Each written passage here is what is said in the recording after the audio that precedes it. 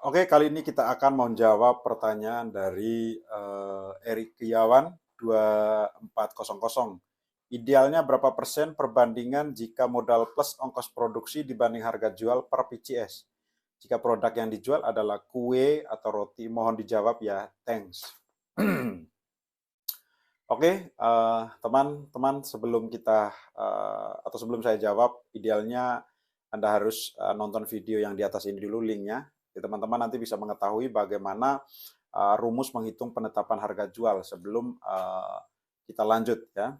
Kita akan membahas definisi dulu untuk penetapan harga jual. Jadi teman-teman, untuk penetapan harga jual itu sendiri salah satu keputusan penting ya yang perlu dibuat oleh pemilik usaha. Pasalnya harga jual akan mempengaruhi berbagai aspek dalam bisnis. Karena itu teman-teman atau pemilik usaha perlu mengetahui cara ya untuk menentukan harga jual, harga yang sangat krusial ya, sebab untuk menentukan banyak hal mulai dari cash flow, mulai dari cash flow, profit hingga biaya yang sanggup ditanggung oleh teman-teman sebagai pelaku bisnis. Lebih dari itu, harga jual itu nanti teman-teman memberikan dampak pada konsumen. Jadi ada price sensitivity-nya merupakan salah satu faktor yang perlu dipertimbangkan dalam penentuan harga jual. Karena kini konsumen itu selalu memiliki banyak informasi terkait produk yang kita jual. Jadi teman-teman perlu perhatikan juga bahwa konsumen itu akan mencari tahu produk ini harganya berapa. Itu nanti akan membuat produk kita tahu bahwa manfaat dari uang yang saya beli produknya untuk apa. Nah, sebaiknya kita pahami terlebih dahulu apa itu harga jual serta komponen atau komponen yang memang atau yang mempengaruhinya. Jadi apa yang dimaksudkan dengan harga jual? Oke, teman-teman harus pahami dulu. Harga jual itu adalah nominal harga akhir dari penjualan atau jumlah yang perlu dibayar oleh konsumen. Harga tersebut itu biasanya tukar dengan produk atau jasa dalam jumlah yang berat atau ukuran tertentu, atau tadi yang pertanyaan roti itu per PCS, itu nanti ada banyak faktor yang bisa disertakan dalam perhitungan harga jual. Bisa juga hal lain misalnya musim, daerah, permintaan, serta situasi pasar atau bahkan pemilik usaha roti yang ditanyakan teman-teman itu menentukan harga jual dengan mempertimbangkan strategi pricing kompetitor. Lihat teman kiri kananmu yang serupa, dia jualnya harga berapa? Perlu diingat, harga jual berbeda dengan cross price atau biaya pembelian. Cost price adalah harga yang dibayarkan sebuah perusahaan ke supplier untuk membeli produk setengah jadi atau komponen atau bahan mentah yang dibutuhkan untuk proses produksi.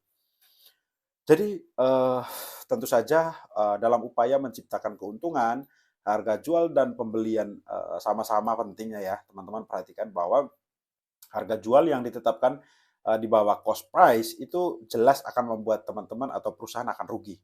Perlu perhatikan itu. Maka dari itu kita cermati atau kita perhatikan komponen-komponen penting yang mempengaruhi sebuah harga, sebelum membahas untuk menentukan idealnya yang ditanya tadi ya. Jadi kita akan menentukan komponen penting dalam menentukan harga jual. Jadi setidaknya itu ada 3 komponen penting yang perlu diperhatikan, yang teman-teman nanti itu bisa memakai untuk menentukan harga jual produk. Jadi seperti yang pertama, seperti yang tadi ditanyakan, produk roti, yaitu yang pertama yaitu biaya tetap, yang kedua biaya variabel, yang tiga profit margin. Jadi kenali karakteristik dari setiap komponen tersebut. Yang pertama biaya tetap atau fixed cost. Jadi sesuai dengan namanya itu, terlepas dari besar atau kecilnya produksi, angka dari biaya yang satu ini selalu tetap. Sebagai contoh, biaya sewa gedung, biaya pajak dan sebagainya ya. Pemilik usaha juga biasanya itu berlomba-lomba mereka menjual produknya sebanyak mungkin. Salah satunya ya tujuan untuk menyelesaikan pengeluaran biaya tetap. Supaya apa? Supaya bisnis mampu membayar biaya-biaya tetap, tidak ada cara lain ya selain untuk menaikkan profit dari margin profitnya. Pasalnya tidak ada cara khusus untuk mengkalkulasi biaya tetap atau fixed cost ini. Jadi mengingat biaya tetap ini angkanya juga sering kali cukup besar ya. Biasanya pemilik usaha itu sebaiknya sudah mempunyai alokasi khusus untuk menyelesaikan biaya ini dalam setiap transaksinya. Jadi ya itu sudah dihitung. Sebagai contoh, ya ini sebagai contoh teman-teman perhatikan. Bila persentase keuntungan setiap produk itu yang teman-teman jual 40%, idealnya misalnya, teman-teman harus sisihkan 10% sampai 20% untuk alokasi biaya tetap. Tujuannya apa? Ya itu tadi untuk menyelesaikan biaya-biaya tetap. Yang kedua yaitu biaya variabel atau variable cost. Jadi berbeda tadi ya dengan biaya tetap. Biaya variabel itu merupakan jenis biaya yang bisa berubah-ubah tergantung jumlah produksi. Jadi makin banyak kita produksi roti, ya makin besar pula biaya variabel yang harus kita keluarkan. Jadi biaya variabel itu perlu dihitung sebagai angka ya untuk rujukan dan menggambarkan modal produksi suatu produk. Bila kamu menjual produk yang diproduksi dengan bisnis lain, jadi kamu harus menghitung biaya pembelian produk, biaya transportasi, biaya pengiriman dan lain-lain ya teman-teman. Akan tetapi ya teman-teman perhatikan, jika kamu memproduksi produk sendiri, ya itu biasanya kamu perlu menghitung biaya-biaya yang tergolong ke dalam biaya variabel. Misalnya ini, biaya bahan baku, biaya tenaga atau pekerja ya, biaya perlengkapan produksi, biaya insentif tim sales atau penjualan. Jadi ya sebagai contoh ini hanya contoh. Kamu menjual roti, ilustrasinya ya ini ya, biaya variabel untuk memproduksi satu porsi yang terdiri dari 3 buah roti adalah sebagai berikut. Ini contoh biaya variabelnya ya, rincian variabel cost-nya. Misalnya ini hanya contoh aja dari saya ya. Nanti teman-teman bisa dirubah sesuai dengan usaha dari teman-teman. Misalnya ya, bahan baku, tepung mentega, dan lain-lain. Itu harganya 10.000 ya. Waktu produksinya, dia akan menghabiskan 10 menit per porsi.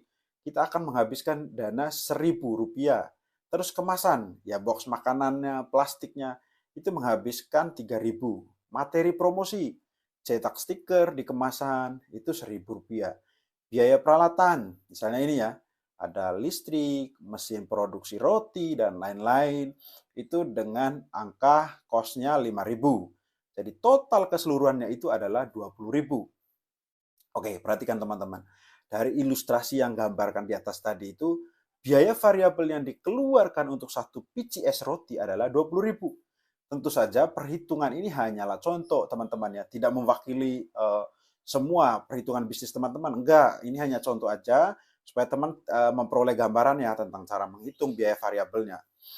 Jadi yang ketiga yang perlu kita perhatikan untuk menentukan ideal, margin profit. Jadi setiap pelaku usaha yang menjual produk tertentu itu harus mengingatkan laba atau profit. Ya, biaya variabel itu sudah diketahui. Kamu bisa mulai menambahkan margin profit atau selisih keuntungan yang ingin untuk setiap produknya. Per PCS roti tadi itu. Jadi harus menentukan angka margin profit ini akan membuatmu menghitungkan total keuntungan serta menentukan harga jual produk di pasaran. Jadi rumusnya nanti seperti ini ya untuk harga jual terkait dengan komponen-komponen margin profit. Ini serta biaya nanti biaya variabelnya ya. Teman-teman contoh rumusnya seperti ini. Untuk menentukan idealnya beberapa persen terkait harga jual per PCS karena Anda belum tahu idealnya ya, cara hitungnya dengan menggunakan apa ya? Metode kalau ini menurut saya, ini kita menggunakan metode margin pricing. Jadi perhitungan yang satu ini digunakan untuk menentukan seberapa besar persentase profit setiap produk ya. Mulai perhitungan margin pricingnya kamu dapat mengetahui apakah nominalnya teman-teman itu labanya untungnya besar, sedang, kecil. Ya, itu kamu bisa hitung. Kamu juga dapat melihat perbandingan dengan harga kompetitor dan mengetahui apakah harga yang ditentukan terlalu tinggi atau tidak. Kamu harus melihat juga ya harga orang sekitarmu yang produk serupa. Biasanya dalam menetapkan margin pricing ini, pemilik usaha itu sudah mengetahui harga jual yang diinginkan. Maka perhitungannya teman-teman untuk menentukan nanti idealnya berapa sih untuk menjadi seperti rumusnya gini. Dengan rumus sebagai berikut. Margin sama dengan harga jual dikurangi harga modal dibagi harga jual dikali 100%. Margin itu sama dengan harga jual tadi 35.000 kurang harga modalnya 25.000 dikalikan dengan dibagi dengan harga apa ya tadi ya jual itu akan menghasilkan 0,29 persen ya, yaitu dikali 100 maksudnya 29%.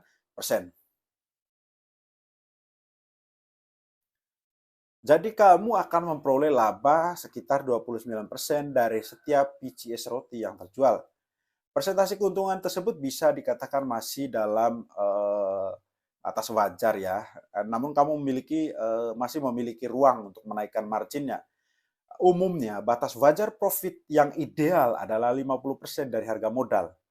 Dan teman-teman perhatikan itu ya. Jadi bahwa itu idealnya ya, umumnya ya, paling ideal yaitu maksimal 50% dari harga harga apa ya, harga jual ya. Jadi seperti itu. Jadi teman-teman untuk menjawab pertanyaan tadi seperti itu, jika ada yang pertanyaan lain bisa nanti di kolom komentar. Nanti kita akan bahas bersama.